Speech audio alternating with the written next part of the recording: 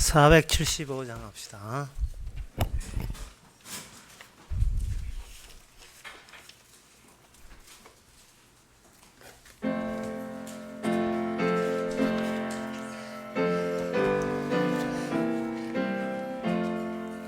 이 세상은 요란하나 내 마음은 늘 편하다. 구주의 뜻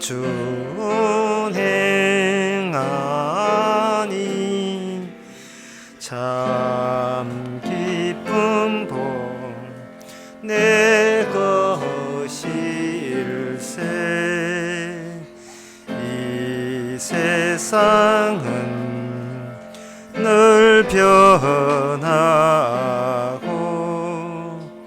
험악한 일 참 많으나 주 은혜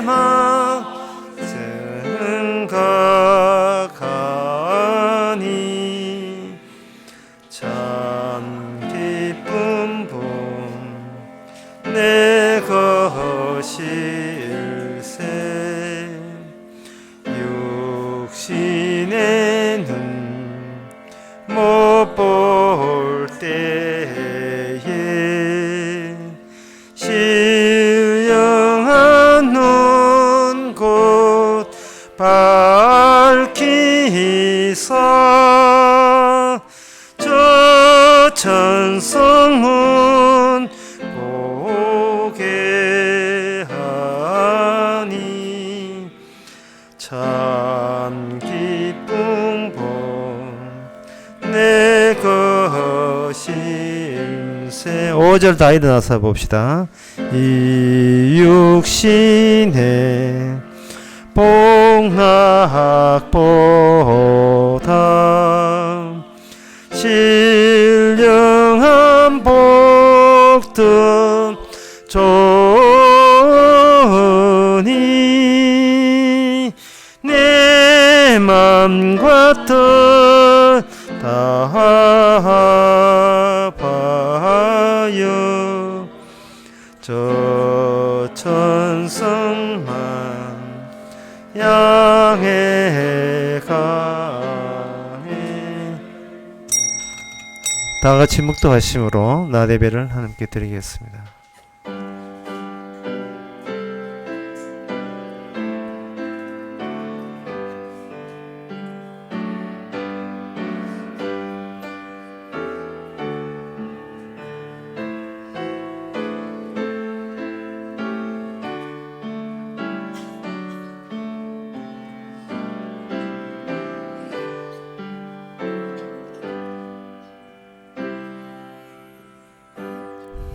전능하사 천지를 만드신 하나님 아버지를 내가 믿사오며 그의 외아들 우리 주 예수 그리스도를 믿사오니 이는 성령을 잉태하사 동전 마리에게 나시고 본디오 빌라도에게 고난을 받아사 십자가에 못 박혀 죽으시고 장사한 지 사흘 만에 죽은 자 가운데서 다시 살아나시며 하늘로 오르사 전능하신 하나님의 피난한 자 계시다가 죄로서 산자와 죽은 자를 심판하러 오시리라.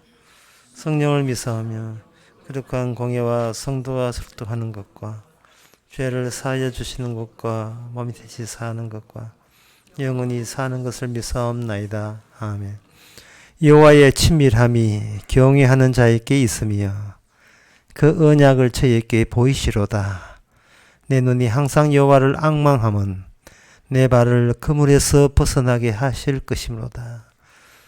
하나님 아버지, 곳곳에 처소에 발목 잡는 그물밖에 없는 이 세상에 주님의 언약을 앙망하고 바라보는 이 시간 되게 하옵소서. 예수님의 이름으로 기도옵나이다. 아멘. 교동문 40분 합시다.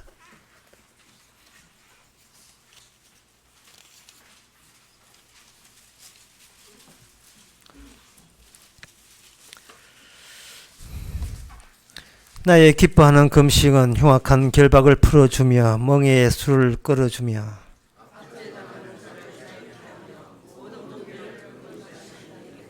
줄인 자에게 내 식물을 나눠주며 유리하는 빈미를 내 집에 들이며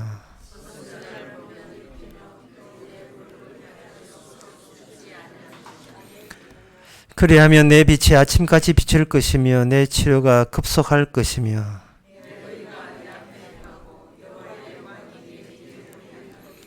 내가 부르짖을 때에는 나 여호와가 응답하겠고 만일 내가 너희 중에서 멍에와 손가락질과 허망한 말을 제하여 버리고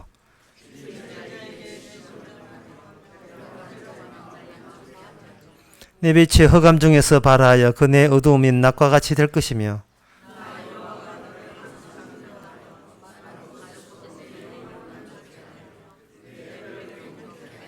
다 같이 합시다. 너는 물된 동상 같겠고 문이 끊어지지 않는 샘 같을 것이라. 아멘. 자리에 앉아서 찬송가 30장 합시다.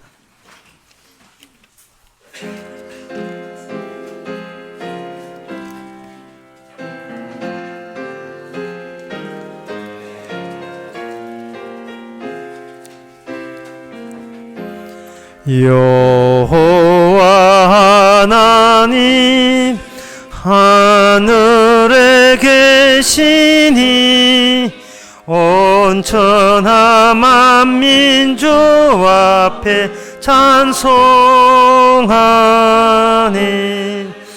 이 천지 만물도 주 앞에 엎드려 그 거룩하신 이름을 늘 높이네. 주 언약하신 것 끝까지 지키니 저 하늘나라 향하여 곧 가리라. 주 얼굴 배울 때 내 마음이 기쁘고 영원히 주의 영광을 찬양하리. 왕의 왕 되신 주 하늘에 계시니 이 세상 죄악 이기신 구주 예수. 저 천군 천사들 주 옹이하고서 무성도 함께 영원히 늘 섬기네. 주 삼위일체께 승리한 무리들 다 기쁜 음성 높여서 감사드려. 창조주 하나님 내 주도 되시니 주의 앞에 나도 엎드려 경배하네. 아멘. 이 시간 다 같이 기도할 때 이상철 집사님 기도하시겠습니다.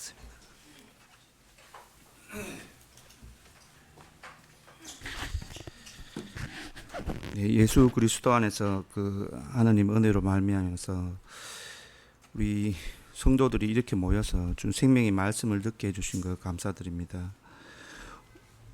우리가 그 십자가에 못 박히신 예수 그리스도를 꺼리끼거나 어리석고 부끄럽게 여기지 아니하고 하나님의 능력과 지혜로 여기게 하게 하심을 감사드립니다. 예전 다윗이 골리앗을 이긴 것처럼 또는 다니엘이 세 친구와 불에 뛰어든 것처럼 그렇게 용감하지도 아니하고 또 날마다 주님을 생각하고 말씀을 묵상하지도 않고 주로 인해서 늘 기뻐하지도 않는 우리입니다. 그렇지만 오직 그리스도의 십자가의 죽으심으로 인해 제1 종로를 하던 우리가 의의 종로를 하게 되어 주 앞에서 다윗이나 다니엘의 세 친구가 처럼 되게 하여 주시고, 우리가 사나 죽으나 주의 것으로서 자신만의 의를 위해서 살던 우리가 주의 의를 드러내는 증거물로서 한쪽에는 꺼리 끼고 어리석은 죽음의 냄새를, 한쪽에는 생명의 향기가 되게 해주신 것을 감사합니다. 우리가 주님을 생각하고 주님의 높아짐을 목표로 두고 주의 의를 위해서 살지 못하고 늘 자신만의 의를 생각하고 자신의 의가 훼손당하지 않게 전전긍긍하면서 지내는 우리가 예수님의 일방적인 사랑으로 그리스도의 십자가의 능력의 사랑 때문에 모든 자신의 의가 부정당해도 아까워하지 않는 자로 여기시어 주의 의만 나타낸 자로 여기시어 주 앞에 부끄럽지 않은 자가 되게 하여 주심을 감사합니다. 우리가 제 아래 있는 인생이 고난이 덜하기를 원하나 우리가 받은 은혜가 넘치는 것을 알고 고난 중에도 기뻐하게 하여 주시옵소서. 말씀을 듣고 기뻐하게 하여 주시옵소서. 예수님 이름으로 기도합니다. 아멘.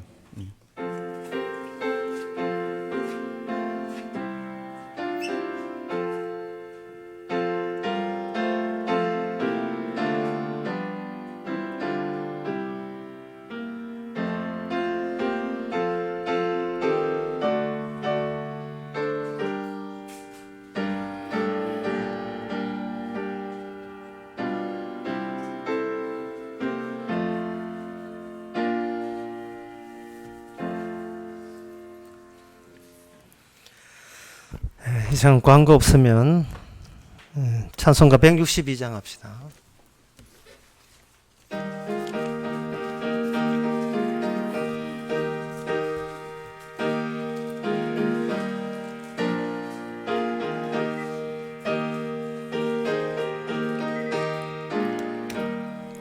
신랑 대신 예수 오실 때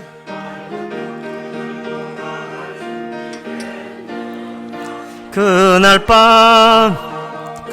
밤에 주님 맞을 등불이 준비됐느냐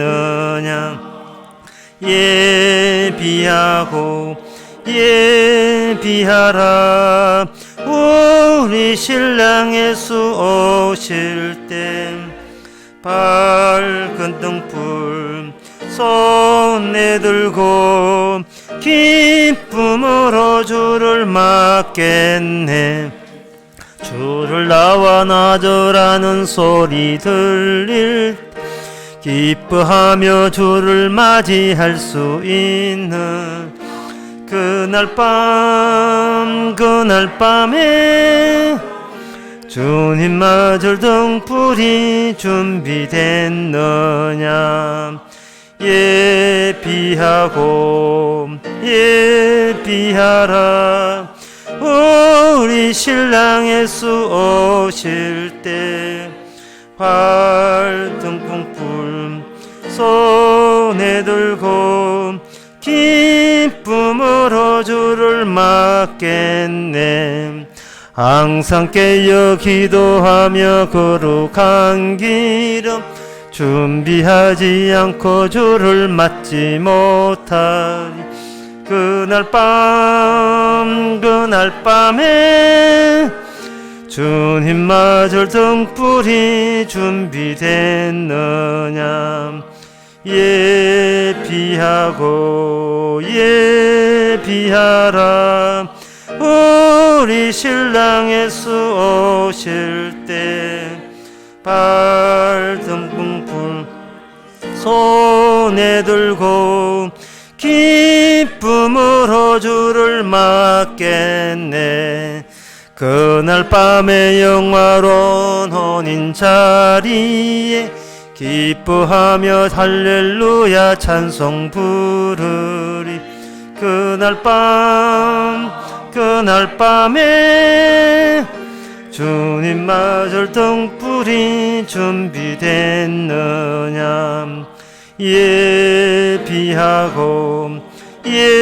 예비하라 우리 우리 신랑 예수 오실 때 발등등불 손에 들고 기쁨으로 주를 맞겠네. 하나님의 말씀은 갈라디아서 6장 7절에서 8절까지입니다. 신약성경 309페이지입니다. 스스로 속이지 말라. 하나님은 만요리 여김을 받지 아니하시나니 사람이 무엇으로 심든지 그대로 거두리라. 자기의 육체를 위하여 심는 자는 육체로부터 썩어진 것을 거두고 영생을 위하여 심는 자는 영생으로 성령으로부터 영생을 거두리라. 아멘. 사도 바울이 쓰는 용어 자체를 우리가 주목해 볼 필요가 있습니다. 그 용어 안에 오늘날 우리들이 세상을 보는 그 폭이 폭보다 훨씬 깊고 훨씬 넓습니다. 오늘날 이 세상들은 오직 자신의 세운 목표와 목적에 자신의 모든 것을 거기다가 헌신하지요. 내만 잘 되면 세상 괜찮게 돌아간다고 여깁니다. 그만큼 폭이 좁은 거예요. 범위가 이게 작은 겁니다. 사도 바울은 키웁니다. 세상 전부를 다 포괄할 수 있는 정도로 큰 용어를 사용하죠. 그 용어를 그렇게 사도 바울이 사용할 수 있었던 것은 사도 바울이 영적인 사람이기 때문에 그렇습니다. 어떤 사람들은 특히 그 신학자 중에서 그 대부분이 그런 생각을 갖고 있어요. 사도 바울의 어떤 이 성경을 개인적인 편지니까 개인적인 사견으로 여기는 사람들이 이 신학교 가면 그 신학자들이 대부분이 그렇게 생각합니다. 그래서 사도 바울하고 자기들을 신화하고 이게 라이벌 관계처럼 이렇게 형성해서 예수님 빼놓고는 똑같지 않느냐 이렇게 우기는데 사도행전 19장에 보면 나오지요. 악마가 증명해 줍니다. 내가 예수도 알고 바울도 아는데 니 뭐야? 이래 나오는 거예요. 예수도 알고 바울도 안다면 바라기는 그 다음 순서에 저의 여러분들이 꼭 끼어들기를 바랍니다. 악마의 나라에서 알아주는 사람, 악마의 나라에서 알아준 사람. 악마는 이미 세상을 점령했어요. 접수했어요.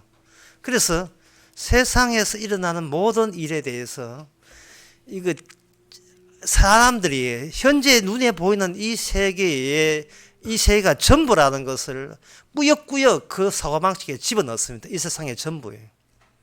예수님이 광야에서 시험 받을 때, 악마한테 시험 받을 때가 그 악마가 시험하는 것, 시험의 출제 범위를 보세요. 출제 범위가 눈에 보이는 이 세상이 전부입니다. 그 말은 오늘날 우리들이 눈에 보이는 이 세상이 전부라고 여깁니다. 숫자지요. 숫자 많으면, 인기 많으면 그게 성공한 줄 알고 있어요. 예수님께서 부자와 거지 나사로를 막 대비시키는 그 이유를, 취지를 우리가 놓치면 안 됩니다. 누가 봐도 이 세상에서 부자는 그야말로 성공한 사람입니다. 그에 비해서 거지 나사로는 누가 봐도 인생 조진 거예요. 그거. 아마 그 일가친척 욕 되게 얻어먹었을 겁니다. 나가 죽으라고. 그래 사회 뭐하냐고. 그런데 꼭 이 9회 말에 역전당하는 거 있죠. 게임 끝난 게 아니에요. 눈에 보이는 인생으로서 게임 끝난 게 아닙니다. 죽고 난 뒤에 완전히 반전이 일어났습니다. 부자는 이 세상을 살살도 하는데 부자가 몰랐던 것은 이 세상 자체가 이미 지옥이 시작됐다는 것을 몰랐고, 거짓 나사로는 이 세상 자체부터 이미 천국이 시작됐다는 것을 안 겁니다. 죽어서 결정되는 것이 아니고 살아있을 때부터 천국 갈 사람과 지옥 갈 사람이 이미 구분되고 분리된다는 사실을 알게 된 거예요. 세상을 아주 크게 본 겁니다. 오늘 본문에도 나오죠. 오늘 본문의 8절에 보면 자기의 육체를 위해서 심는 자는 육체로부터 썩어진 것을 거두고 성령을 위하여 심는 자는 성령으로부터 영생을 거둔다 할 때에 자기 육체를 위하여가 기존에 예수님이 오시지 않았으면 몰랄 뻔한 기존의 세상의 전부 보편적으로 살아가는 모습이 자기의 육체를 위해서요.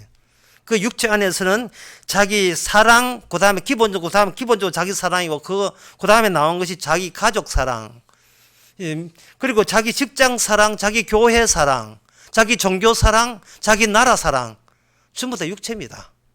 전부 다 육이에요. 왜냐하면 자기가 거기 관여되어 있거든요. 자기가 거기 관여되어 있어요.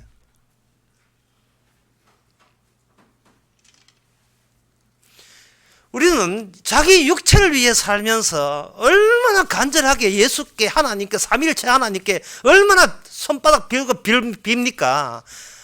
내 육체 잘 되라고 얼마나 빌었습니까?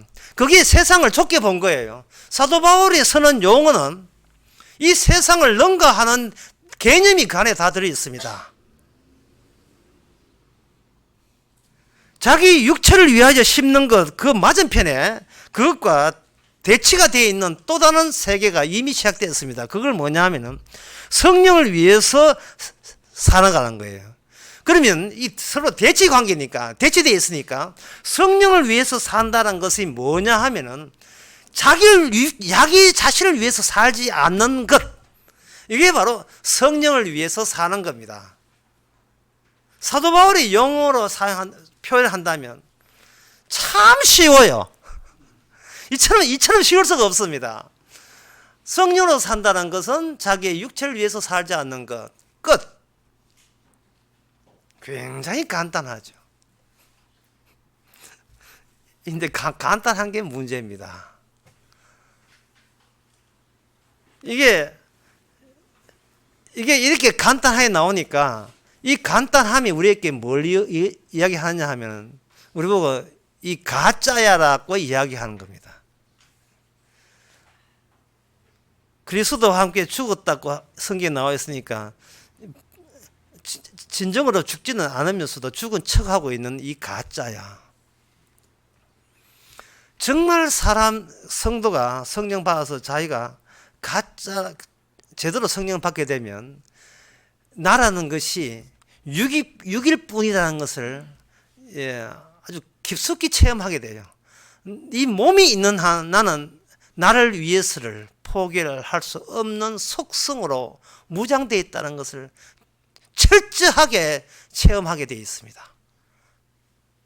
어떤 경우라도 항상 그 결과는 나를 위해서 얼마나 좋아졌는가를 따지게 되는 그런 본성이 우리한테 있어요. 그 본성에 대해서 예수님이 오셔서 그것을 다 알려줬습니다. 그 마태복음 그 14장 29절에 보면 베드로가 물리를 걷는 대목이 나오는데 그건 우리에게 뭘 이야기하느냐 하면 물리를 못 걷는 사람은 다 지옥 가라는 이야기예요. 야, 이게 베드로가 물리를 걷잖아. 우리가 똑같은 육체를 갖고 있는데 베드로가 물리를 걸었다 이 말이죠. 예수님이 오시지 않았으면 일어나지 않을 상황입니다. 예수님이 오지 않았으면 인간이 물 위를 걷는 그것은 해서는 안 될 일이고요. 이건 귀신들이 하는 일입니다. 그래서 예수님 물 위를 걸어오니까 그 제자들이 귀신 온다 했죠.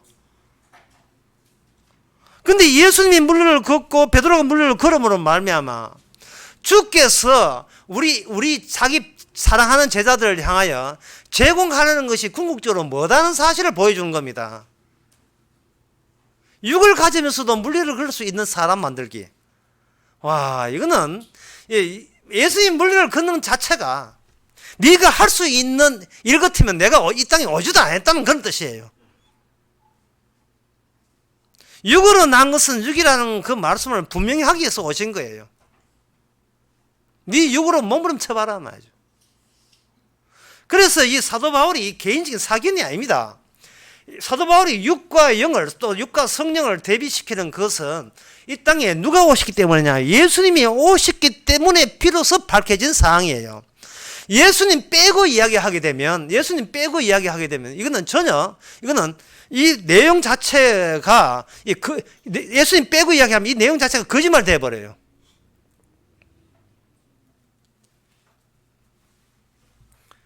어디 강의에서 그런 이야기 한 적 있는데 그리스도 십자가 사건이 나오지 않으면 그거는 성도가 아니라고. 그리스도 사건이 나와야 돼요. 우리 속에서. 나 이렇게 그리스도 십자가 사건이 없던 그 시절, 그때 그 상황에서 누구나 할 수 있는 이야기를 끄집어내면 그 사람은 성도가 아니다 이 말입니다. 예수 그리스도가 십자가 없던 시절 있잖아요. 서로 경쟁하고 잘난 척하는 그 시대. 내 사람 몇 명이다 그 시대. 우리 가정 잘 지키고 나는 내 자식 잘 키웠다는 그런 거. 그 십자가 빼고 나올 수 있는 모든 것을 하면 그 사람은 예수님이 기준에 하면 물리를 걷지 못하는 사람이고, 그건 육이고, 그럼 지옥 가는 사람이지. 어떻게 하자는 이야기가 아닙니다. 예수님께서 이 땅에 오심으로써 내가 나를 아는 범위가 확대된 거예요. 확장된 거예요. 이쯤 알았으면 나는 나답다고 여겼던 그것이 와장창 다 깨지는 겁니다. 십자가 빼놓고 뭐 과학적으로 공부하고 수능 잘 치고 철학 공부 좀 하고 인문학 공부하고 백날 해봐야, 종교 연구하고 신학 공부하고 아무리 해봐야 그것은 자기를 몰라요. 공부한 당사자가 본인이기 때문에 본인이 공부한 덕분으로 내가 이만큼 도가 텄다 뭐 그런 것만 내놓을 뿐이지 아무것도 없어요.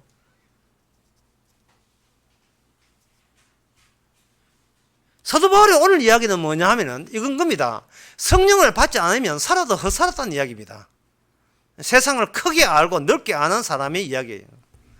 세상은 살아도 소용없는 사람이, 대표적인 사람이 가룟 유다거든요. 가룟 유다가 하나님의 햇빛과 공기하고 함이 주신 양식 가지고 열심히 살았지만 그 사람 속에는 사탄이 들어있었고, 결국 사탄은 가룟 유다를 통해서 사탄이 무엇인가를 실효적으로 보여줬던 모델 케이스가 가룟 유다입니다. 원래 그 사탄은 영적 존재이기 때문에 안 나타나요. 그런데 가룟 유다를 통해서 사탄이 궁극적으로 노리는 것을 제대로 보여준 시범 조교가 바로 가룟 유다입니다. 사탄이 뭐냐? 나를 괴롭힌 게 사탄이 아니에요. 예수 그리스도를 필요 없다고 여기는 것, 그것이 바로 사탄이에요. 사탄이 노리는 것은 우리가 인생 살면서 순간순간 예수님이 내한테 해준 게 뭐가 있지? 없잖아. 이런 식으로 그리스도를 이렇게 밀어내고 그리스도가 별 볼일 없다는 것, 별 필요 없다는 것을 느끼지게 하는 것, 그게 바로 사탄이에요. 예를 들어서 어떤 그 목사가 개척교회 한다고 예수님 십자가 전하고 복음 전했는데, 처음에 교인들 50명 왔는데 한 달 뒤에 20명 남았고, 2달 뒤에 10명 남았고, 6개월 뒤에 자기 아내 남았고, 1년 뒤에 자기 아내 또 낳고, 뭐 이런 식으로 그렇게 되게 되면 그 사람은 정말 잘 전한 거예요. 왜냐, 어차피 인간에게 육의 구원이란 육에서 와서 육으로 되돌아가는 것밖에 안 되거든요. 미사일을 쏘아봐야 땅에 떨어지잖아요. 인간이 할 수 있는 모든 그 종교적인 노력, 기독교적인 노력은 육에서 시작해서 육으로 떨어지는, 도로 떨어지는 겁니다. 아무리 심어보고 사도 이 땅 자체가 이게 예수님을 싫어하는 요소로 차 있기 때문에 땅 자체가 뭐를 심든지 썩게 되어 있어요. 자기의 육체를 위해 사는 자는 육체로부터 썩어진 것을 거두는 것은 바로 이 인간과 땅이 떨어지지 않고 눈에 보이는 땅이 전부이기 때문에 그런 겁니다. 아무리 고상한 걸 씹어도 전부 다 썩게 되어 있어요. 이 땅, 이 세상 자체가 예수님을 밀어냈잖아요. 그래서 예수 그리스도 오심으로써 세상에는 어떤 세상이나 하는 것은 예수님이 십자가를 통해서 잘 이렇게 셋들어 보여줬어요. 예수님이 십자가는 그냥 십자가 보지 말고 셋들어 보시는 것이 좋아요. 세트가 되게 되면 예수님 가운데 십자가 달려 있고 양쪽에 두 강도가 달려 있습니다. 그게 세 명이 한 세트가 되는 겁니다. 예수님 오심으로써 둘 다 직업이 뭐냐? 직업군이 강도예요. 강도질 하는 이유가 어디 하늘 나라로 가는 거 한 게 아니거든요. 예, 세상을 위해서 자기 육신을 위해서 심다 보니까 강도된 겁니다. 물론 칼을 쥐었는지 아니면 권력을 쥔 강도인지 아니면 법을 논하는 강도인지 안 그러면 신학 지식을 외치는 그런 강도인지 뭐 그거는 각기 달라도 강도인 것은 한결같습니다. 왜? 자기 육체를 위해서 일하기 때문에.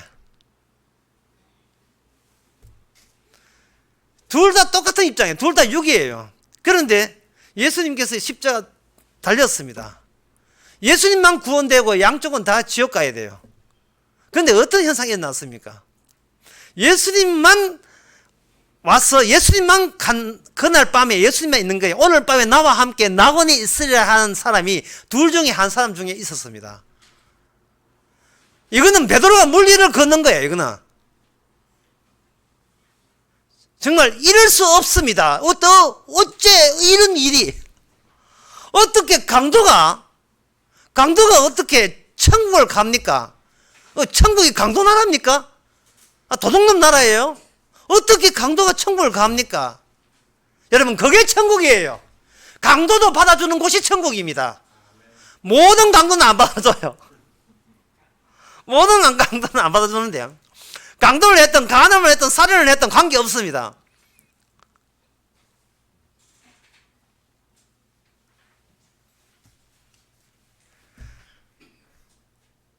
강도가 예수님께 이런 이야기했어요.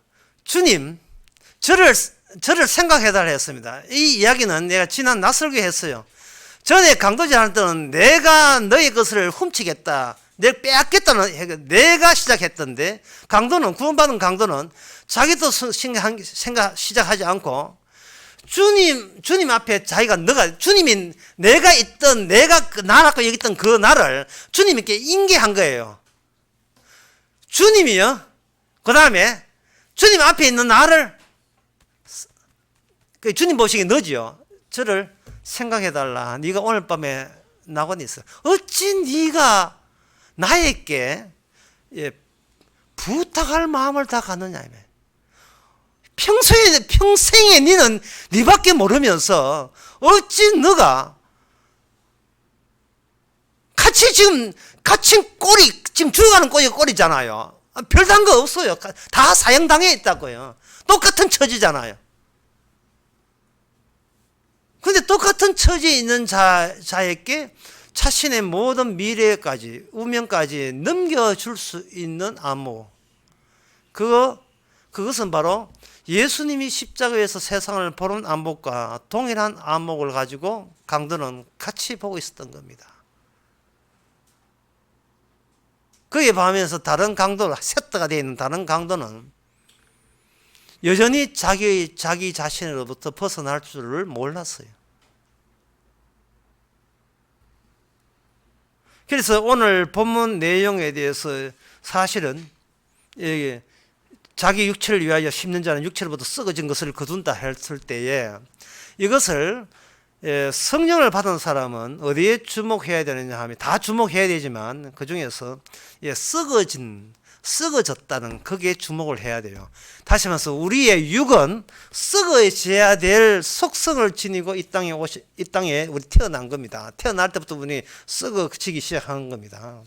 썩는다는 말을 이렇게 오늘 본문에 그렇게 되어 있지만 고린도전서 4장에서는 그걸 쓰레기로 되어 있어요. 더러운 것, 마무리의 찌꺼기.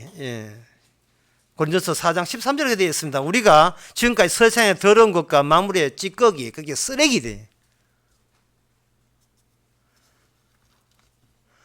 쓰레기의 위치 있지 아니하면, 자기가 쓰레기인 것을 모르면, 자기가 자기 자신이 자기 하나님 보시기에 전혀 귀하지 않다는 사실을 깨닫지 못한다면, 나 홀로 살아가는 그것이 주님 보시기에 쓰레기라도 못한 그러한 인식이라는 것을 깨닫지 못한다면 우리는 영을 모르는 사람입니다. 만약에 우리가 쓰레기 더미에 같이 있다고 봅시다. 아까도 이야기했지만 우리가 강도의 집단 속에 하나의 강도로서 산다고 봅시다. 실은 강도 맞고요. 다 같은 처지에서 다른 사람 같으면 다른 강도한테 도움을 요청할 텐데, 옛날 같으면, 전에 같으면, 영적인 사람 같으면 똑같은 강도와 쓰레기 같은 인간들에게 자기 자신을 넘기지질 않을 거예요. 누구한테 하느냐? 예수님께 넘기는 겁니다. 예수님께서는 그 찬스, 그 기회를 계속 기다리고 있었던 겁니다. 언제쯤 네가 쓰레기에 불과한 것을 언제쯤 알래? 그럼 쓰레기는 어떻게 살아야 됩니까? 쓰레기는 쓰레기답게 살면 돼요. 쓰레기는 쓰레기답게 살면 돼요. 쓰레기의 특징이 뭐냐? 두 가지가 있습니다. 더 살고자 하지 않는 것. 두 번째는 자기의 의로움이 없다는 것. 이 두 가지예요. 내세울 만한 의로움이 없고, 내세울 만한 의로움이 없으니까 더 살아도 소용없다는 것을 아는 거예요.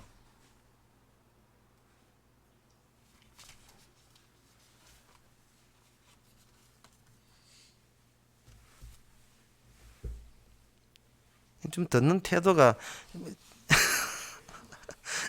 별로 같은 느낌인데 왜 남의 이야기, 관계없는 이야기를 왜 하십니까 하는 그런 표정 같은데, 예수님은 육과 영이 복합되어 있습니다.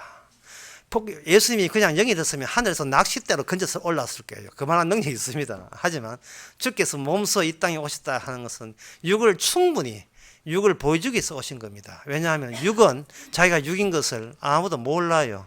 지가 잘난 존재를 알고 있습니다. 쓰레기 아닌 줄 알고 있어요. 살아도 이게 죽어 있는데 뭐 그냥 살아있다고 우기고 있습니다. 그 살아있다고 우기니까 나름대로 뭐가 생기냐, 계획이 있고 인생 계획과 목표를 세워요. 다음 월드컵에는 16강 더 가자. LA 다저스는 요번에 한번 우승해야지. 유현지 있으니. 이런 거. 뭔가 사람들이 뭔가 본다는 것은 그냥 보지 않아요. 기대를 걸고 봐요. 희망을 걸고 본다고요. 희망 없는 인간은 죽은 인간이라고 이야기하잖아요. 세상에서. 희망을 갖는다는 것은 살고 싶다는 다른 표현에 지나지 않아요. 살아서 뭐 할 건데요. 희망을 달성하겠다고요. 목표와 목적은 우리가 정하는 것이 아닙니다. 예수님이 정해요. 예수님이 이렇게 정했습니다. 누군지 자기 육체를 잃은 사람은 썩게 되고 성령을 잃은 사람은 영생을 거둔다. 이게 예수님의 목표고 목적입니다. 따라서 예수님의 목적과 목표를 위해서는 우리가 할 일은 썩어가는 거 그것만 하면 돼요. 너무 욕심내지 맙시다. 어떻게 쓰레기가 쓰레기답게 사는가 그것만 하면 돼요.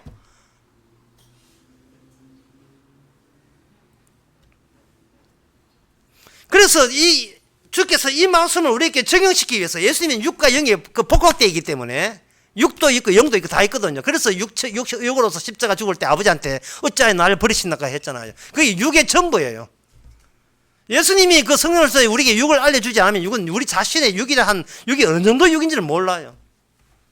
따라서 주님께서는 우리가 한평생 살게 하셨는데 살아가면서 그냥 빈 시간 보내지 않습니다. 철저하게 네가 이 정도로 육이라는 것을 실감나게 만듭니다. 철저하게 그 실감나게 하시는데 그 근거를 마련하기 위해서 예수님께서는 이 땅에 인간의 육으로 오셔가지고 아래부터 위까지 훑어 올라갑니다. 대충 보면 세 가지 계층이 보여요. 계층이 보이는데 첫 번째는 뭐냐 하면은 그냥 아래 단계, 중간쯤이니까 중간 단계, 아래 단계 6, 중간 단계 6, 거기가 고급 단계의 고급진 6. 이 세 단계를 주께서는 아래서부터 공생의 시작부터 훑어 올라갑니다. 처음에 예수님께서 누굴 찾아가느냐? 병든 자, 귀신 들린 자, 예, 이런 사람들, 하층민들, 그리고 장소도 갈릴리. 그렇기 때문에 혈통적으로 순수하지 못한 피를 갖고 있는 사람. 유대인도 인기 아닌 것도 하고 유대인 같기도 하고 이상하게 온갖 잡종들이 다 있는 그 동네, 그 동네를 이사야서는 그걸 어두운 동네라고 했어요. 마치 그 어두운 요새 같으면 부두 뒷골목 어두운, 예, 분위기 이상한데, 천박스러운데, 온갖 저질 인간 다 직결한 그곳, 그렇게 본 거예요. 그 당시 유대 사회에서 갈릴리라는 그 동네입니다. 어두운 곳이에요. 빛이 없는 동네예요. 어두운 곳에서 빛이 왔을 때 사람들은 자기의 어두운 그 밑에 밑바닥에 있는 사람은 자기의 육적인 요소를 유감없이 나타냈습니다. 병 고치 주세요. 귀신 나게 해주세요. 노골적이고 상당히 충동적이죠. 마치 개한테 돌 던지면 개가 마구 덤비드는 것처럼 그냥 충동적으로 살아가는 사람, 따지지 않고 이성적이지 않는 사람들, 어떤 의미에서 굉장히 순박한데 노골적으로 말해서 막대 먹은 사람들이죠. 그래서 그 바리새인들이 예수님을 욕했는 거예요. 지금 노는 가락이 우리 죄수들하고 어디 술꾼들하고 놀고 그러냐, 좀 고상하게 놀지 메시아라면. 어떻게 막달라 마리아 같은 이 행세 안 좋다고 그 동네에서 온데 동네에서 다 소문난 그런 행실 나쁜 여자와 같이 여자한테 상대해가지고 여자로부터 환대받고 뭐 그러냐? 값싸게 놀기는 이런 식으로요.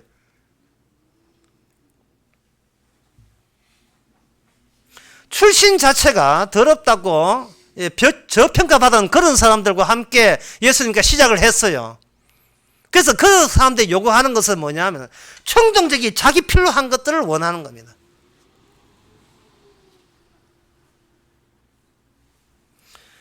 그것이 오늘날 이 자본주의 사회에서는 이게 전부 다 이게 방금 이걸 아래쪽 저질이라고 하지만 사실은 모든 사람들이 이 저질을 다 안에 밑바탕에 다 내부에 기초석으로 다 깔고 있습니다. 우리가 교회 올 때도 마찬가지고 집에 가서도 마찬가지입니다. 이 땅이 사는 게 너무 힘들기 때문에 뭔가 마음속으로 우러나는 그 충동, 감정이라는 게 딴 게 어디 있겠어, 이겁니다. 마음껏 함께 울어줄 사람, 마음껏 함께 웃어줄 사람, 그런 사람 없어요. 예. 그렇게 마음껏 운다고 해서 또 운다고 해서 꾸중하지 아니하고 나무래지 아니하고 어떤 투정도 다 받아줄 사람. 참 그런 사람 그립지 않습니까? 이게 바로 우리 아래쪽에 깔려있는 기본적인 우리의 본성입니다. 뭐 타락이고 구원이고 그딴 소리 하지 말고 내가 살아가면서 정말 원하는 것은 모든 나의 서러운 것과 뭐 내가 좋아하는 거 함께 좋아하면서 이렇게 안아줄 수 있는 사람, 탓하지 아니하고 나무래지 아니하고 그런 사람이 있으면 교회도 갈 필요 없고 구세도 하나님 찾을 필요 없어요. 그 사람이 있으면 더는 소원 없네. 그러잖아요. 결혼 왜 합니까? 아니 여자들 결혼 왜 해요? 그런 사람 찾는 거예요. 그래 결혼해가 싸우면 이제 그것도 이제 아이고 결혼해가 좋다고 했는데 그래도 친정 엄마보다 못하네 해가지고 싸우면 또 어디 가면 친정 엄마한테 찾아가가지고 엄마 나 이사람 때문에 못 살겠다 해가지고 그거가 실컷 울고 나 아하고 둘이 살래 뭐 이런 식으로. 그러니까 엄마가 니 잘 알아보고 하지 와 그렇게 성급하게 했노. 그때는 날 지켜줄 줄 알았지. 날 보호하는 사람 찾는 거예요. 날 보호하는 사람 찾기. 이거는 젊은 20대든 30대도 관계없어요. 70대도 마찬가지, 90대도 마찬가지입니다. 예. 아멘 나왔습니다.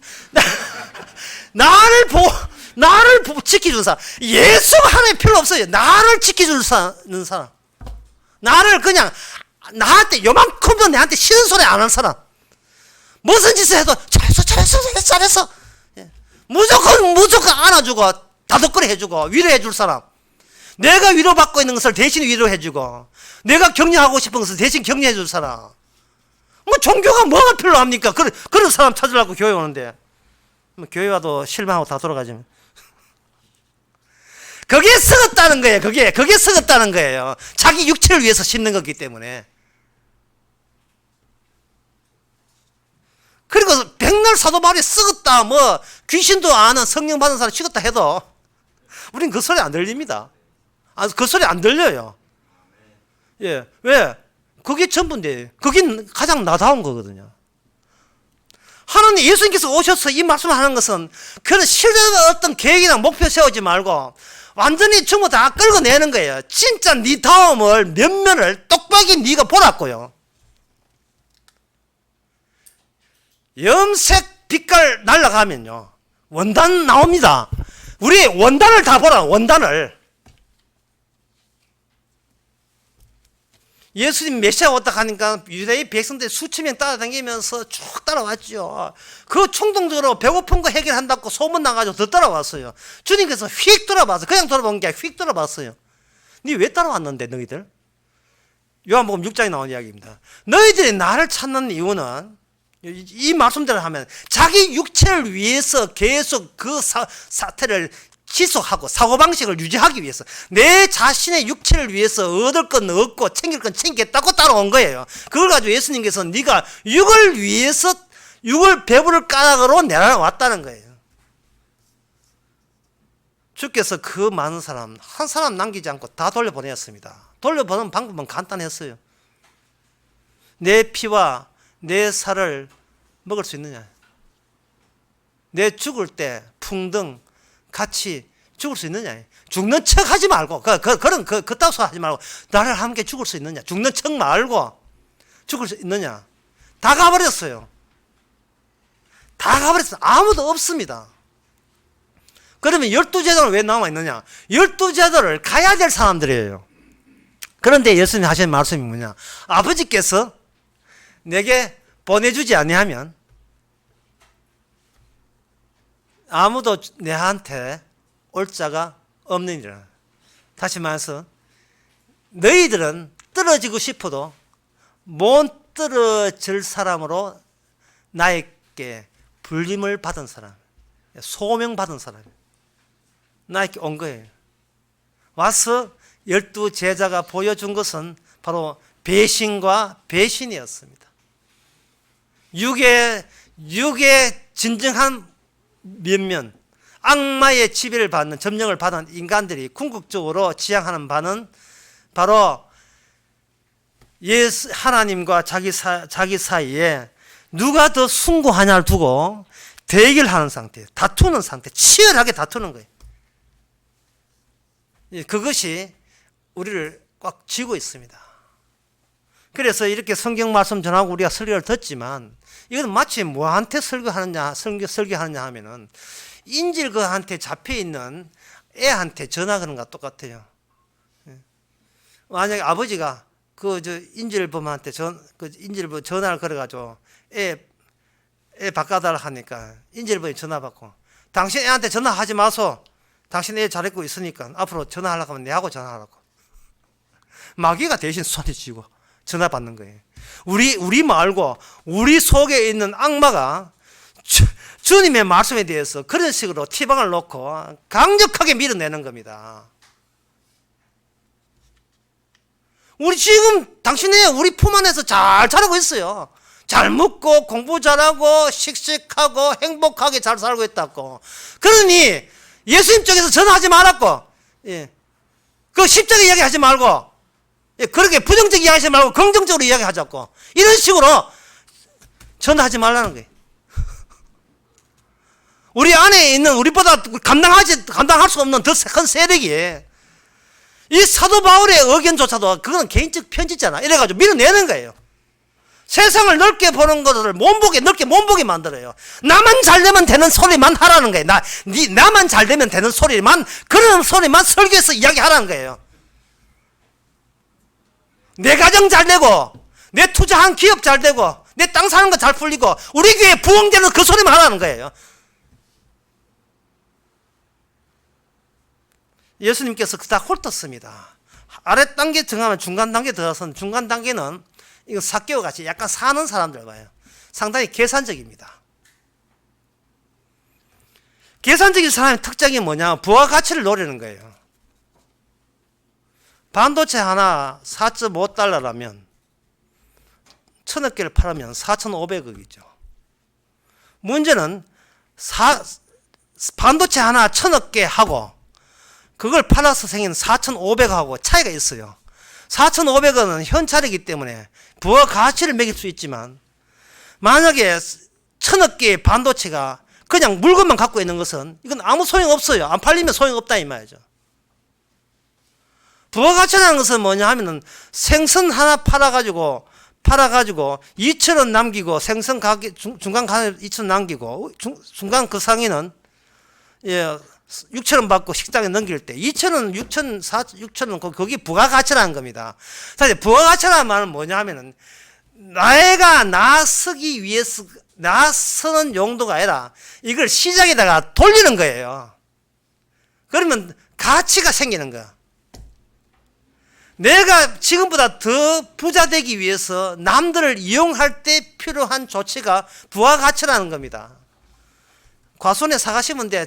그거 새끼 밥도 안 먹고 사과만 물라고 사가시진 않잖아요. 모든 인간은 항상 어떤 노동을 했으면 거기에 대한 부가가치를 노리고 하는 거예요. 예수 믿을 때 어떤 이익이 있는가는 부가가치를 노리고 하는 그게 바로 약간 고급 단계의 육이 되는 겁니다.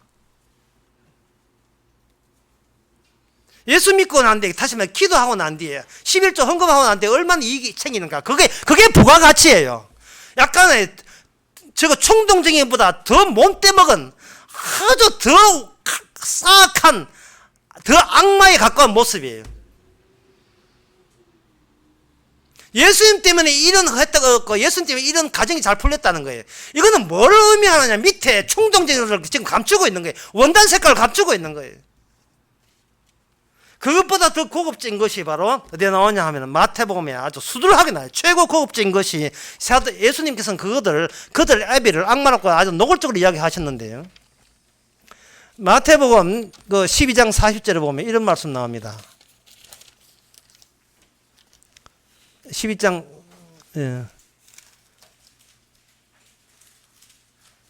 12장 40절이 아니고 죄송합니다. 15장 18절에 보면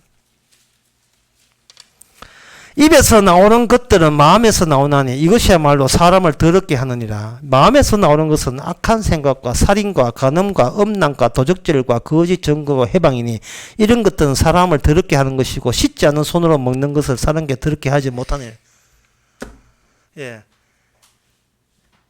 오늘날 교회라 보면 되죠. 교회, 목사, 장로, 집사, 이런 권사, 핵권사. 이 사람들이, 이 교회 평균도 마찬가지고, 이 사람들이 교회 나왔을 때에, 안 해도, 교회 나오는 것이 헌법에 꼭 허락했습니까? 아니죠. 우리 국민의 의무가 아님에도 불구하고 교회 나올 때는 이런 고급진, 사악한, 더 악마적인 모습을 성령으로 위장하기 위해서 나오는 거예요. 교회라는 것이. 교묘하게 위장해요. 계속 속을 겉에 종교로서 칠하는 겁니다. 그래서 예수님께서는 아주 충격적인 발언을 하시는데, 예수님께서 시체놀이 하시는 거예요. 시체놀이 하는 마태복음 23장 27절 28절에 보면, 화 있을진저 외식하는 서기관들과 바리새인들이요. 외식한다는 위선적이다 이 말이죠. 회칠하는 무덤 같으니 겉으로는 아름답게 보이나 그 안에는 죽은 사람의 뼈와 모든 더러운 것이 가득하도다. 그 묘지를 너무 아름답게 한 거예요. 예. 마치 그 삼성의 이병철 회장 묘지처럼. 전에 뉴스 한번 나왔거든요. 너무 아름다웠거든요. 그 아름다운 묘지인데 그 안에는 그 묘지를 뜯어보자 이 말이죠. 뜯어보니까 그 안에 뭐가 되냐 하면은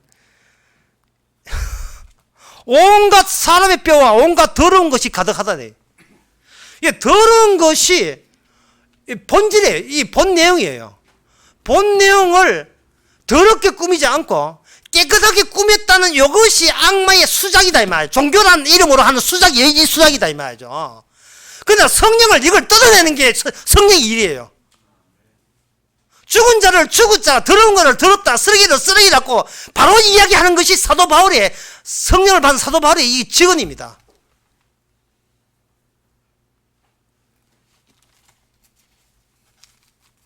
그래서 여기 보면 여기 7절 오늘 보면 7절에 스스로 속이지 말라, 위장하지 마라 말이죠. 예? 은폐하지 마라 말이죠. 하나님은 만유리의 말은 뭐냐면 하나님이 경솔하게 너에게 당하는 분이 아니다 이 말이죠. 조롱하지 말라는 뜻이에요. 니 하나님 놀리고 있지, 그지? 지금 나 놀리지, 그지?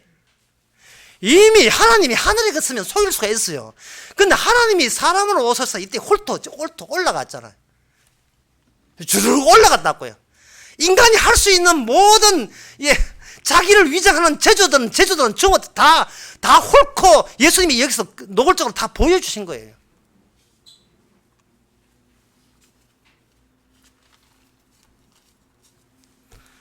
어떤 단체에서는 젊은 20대, 30대 아들을 불러놓고 뭐라고 하냐면 공개적으로 자기 죄를 사람들 앞에 회개해야 이게 정말 한국교회가 지금껏 깨닫지 못한 영적 사람으로 그 진짜 교회다라고 가르쳤습니다.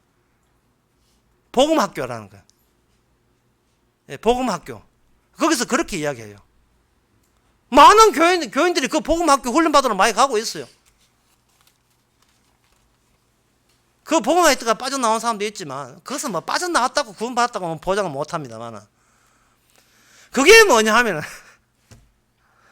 그게 사람들 앞에 자기 죄를 회개한 자체가 죄예요. 그게 사탄적이에요.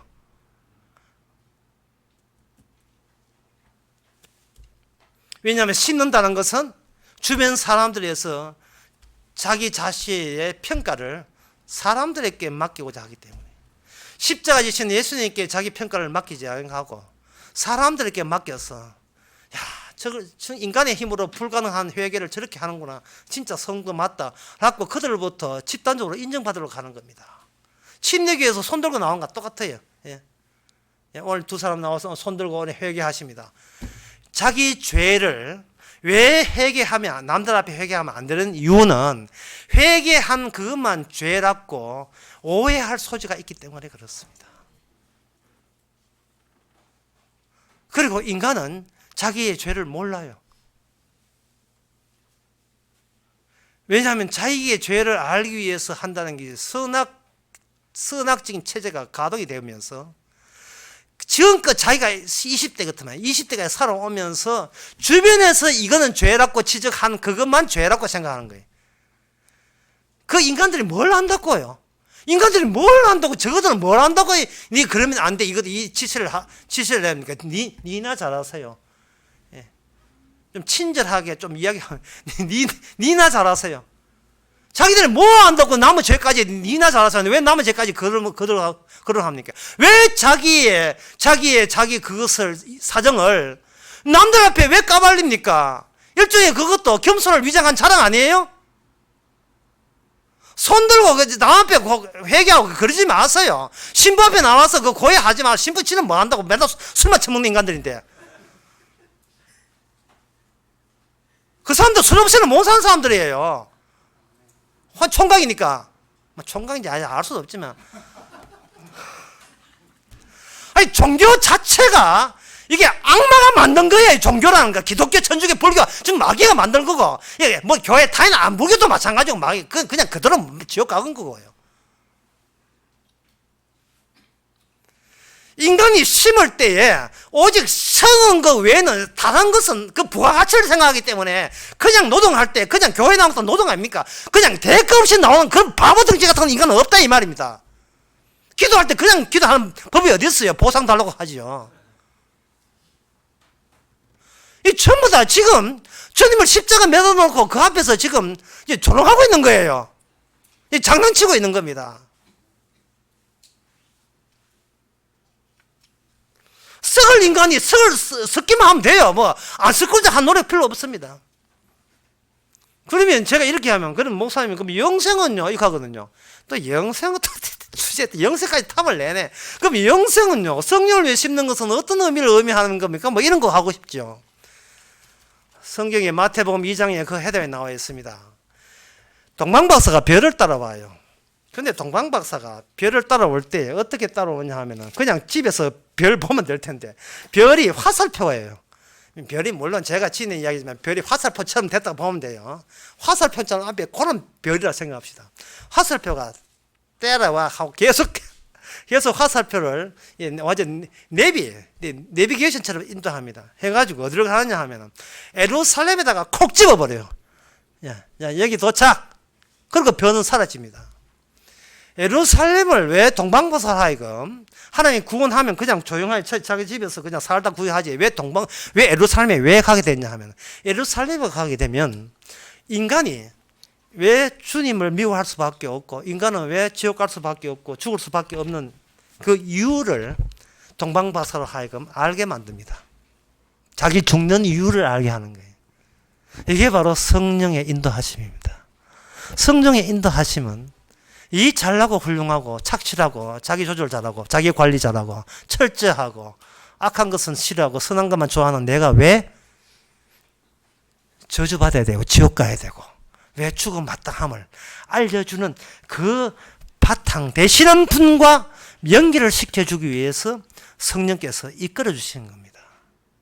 그래서 성도는 이 세상에 사는 이유가 저주의 흔적을 찾는 거예요.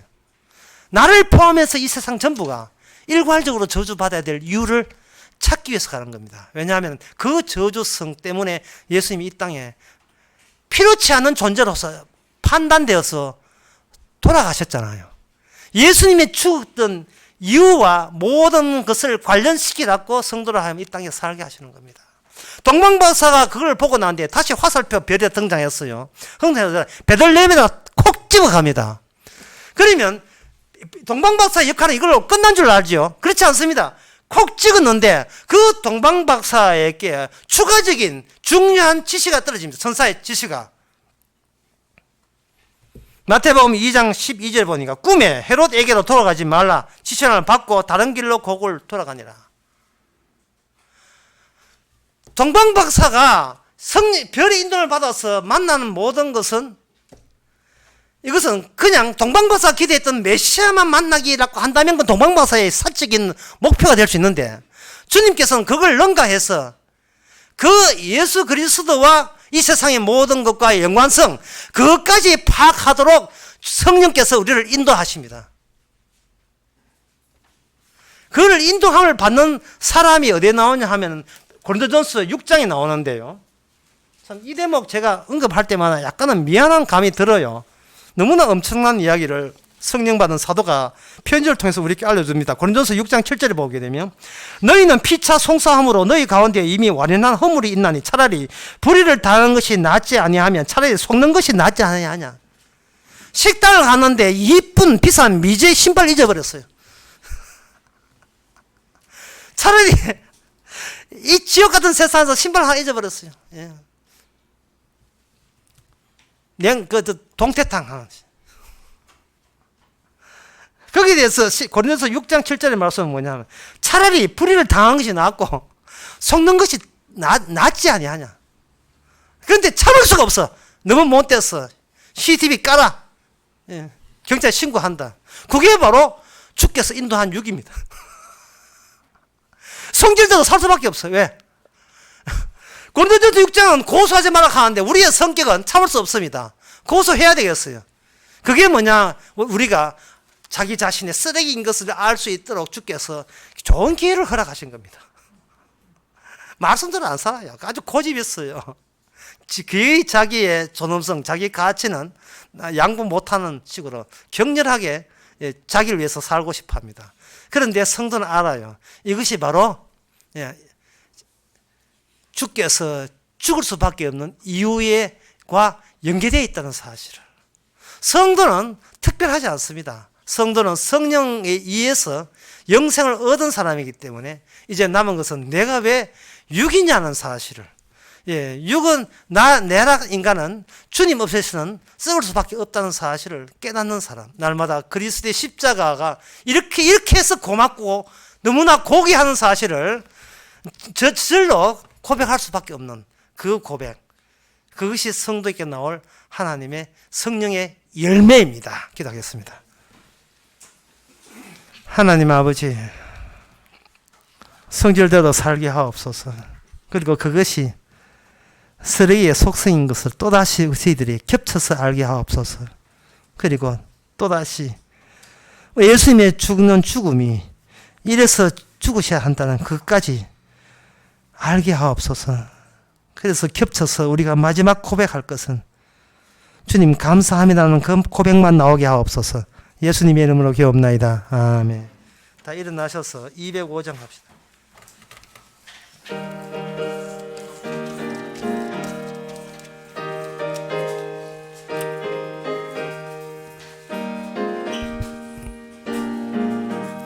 예수 앞에 나오면 모든 죄 사하고 주의 품에 안기어 편히 쉬리라. 우리 주만 믿으며 모두 구원 얻으며 영생 복락 멸류관 확실히 받겠네. 예수 앞에 나와서 은총을 받으며 마음의 기쁨 넘치어 감사하리라. 우리 주만 믿으며 모두 구원 얻으며 영생 복락 멸류관 확실히 받겠네. 예수 앞에 설 때에 흰 옷을 입으며 밝고 빛난 내 집에 길이 살리라. 우리 주만 믿으며 모두 구원 얻으며 영생 복락 멸류관 확실히 받겠네. 기도합시다. 지금은 우리 주 예수 그리스도의 은혜와 하나님의 커진 사랑과 성령의 충만하심이 매사가 성령의 감독하에 지시하에 움직이고 있음을 깨닫는 모든 성도에게 주의 이름으로 축원하나이다.